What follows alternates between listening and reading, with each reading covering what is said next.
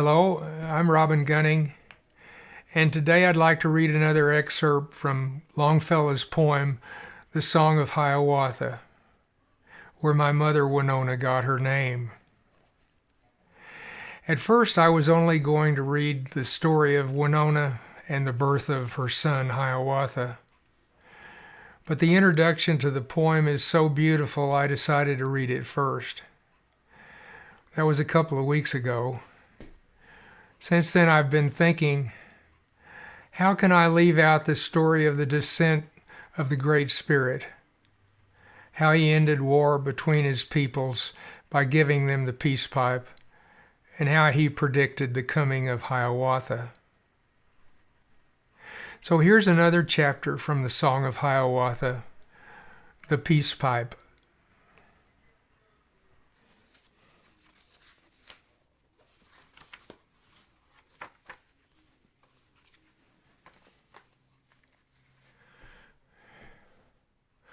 On the mountains of the prairie, on the great red pipestone quarry, Gitche Manito the mighty, he the master of life, descending on the red crags of the quarry, stood erect and called the nations, called the tribes of men together.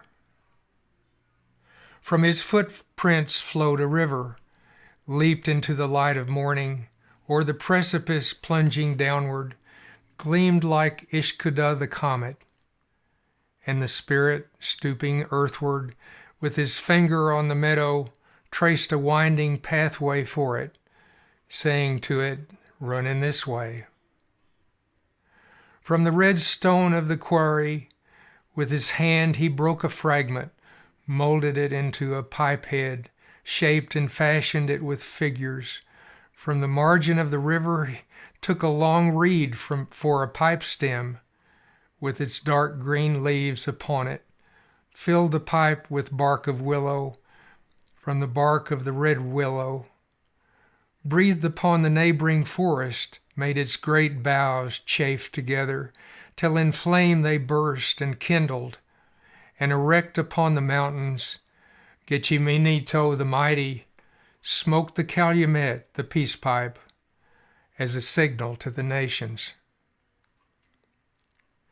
And the smoke rose slowly, slowly, through the tranquil air of morning, first a single line of darkness, then a denser, bluer vapor, then a snow-white cloud unfolding like the treetops of the forest, ever rising, rising, rising, till it touched the top of heaven, till it broke against the heaven and rolled outward all around it. From the vale of Tawasentha, from the valley of Wyoming, from the groves of Tuscaloosa, from the far-off Rocky Mountains, from the northern lakes and rivers, all the tribes beheld the signal, saw the distant smoke ascending, the Pukwana of the peace pipe. And the prophets of the nations said, "Behold it, the Pukwana." By this signal from afar off, bending like a wand of willow, waving like a hand that beckons, Gitche Manito the mighty calls the tribes of men together, calls the warriors to his council. Down the rivers, o'er the prairies, came the warriors of the nations, came the Delawares and Mohawks, came the Choctaws and Comanches, came the Shoshones and Blackfeet, came the Pawnees and Omahas, came the Mandans and Dakotas, came the Hurons and Ojibways, all the warriors drawn together by the signal of the peace pipe to the mountains of the prairie, to the great red pipestone quarry. And they stood there on the meadow with their weapons and their war gear, painted like the leaves of autumn, painted like the sky of morning, wildly glaring at each other, in their faces stern defiance, in their hearts the feuds of ages, the hereditary hatred, the ancestral thirst of vengeance. Gitche Manito the mighty, the creator of the nations, looked upon them with compassion, with paternal love and pity, looked upon their wrath and wrangling but as quarrels among children, but as feuds and fights of children. Over them he stretched his right hand to subdue their stubborn natures, to allay their thirst and fever by the shadow of his right hand. Spake to them with voice majestic as the sound of far-off waters, falling into deep abysses, warning, chiding, spake in this wise. O my children, my poor children, listen to the words of wisdom, listen to the words of warning. From the lips of the Great Spirit, from the Master of life who made you. I have given you lands to hunt in. I have given you streams to fish in.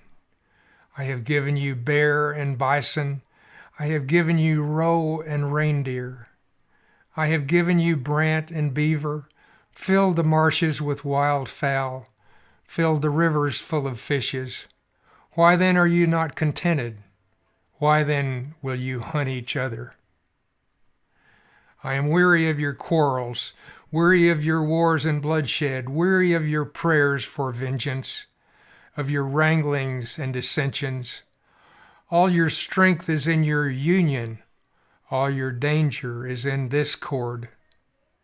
Therefore be at peace henceforth, and as brothers live together. I will send a prophet to you, a deliverer of the nations, who shall guide you and shall teach you, who shall toil and suffer with you. If you listen to his counsel, you will multiply and prosper. If his warnings pass unheeded, you will fade away and perish. Bathe now in the stream before you. Wash the war paint from your faces. Wash the blood stains from your fingers. Bury your war clubs and your weapons. Break the red stone from this quarry. Mold and make it into peace pipes. Take the reeds that grow beside you. Deck them with your brightest feathers. Smoke the calumet together, and as brothers live henceforward. Then upon the ground the warriors threw their cloaks and shirts of deerskin, threw their weapons and their war gear, leaped into the rushing river, washed the war paint from their faces.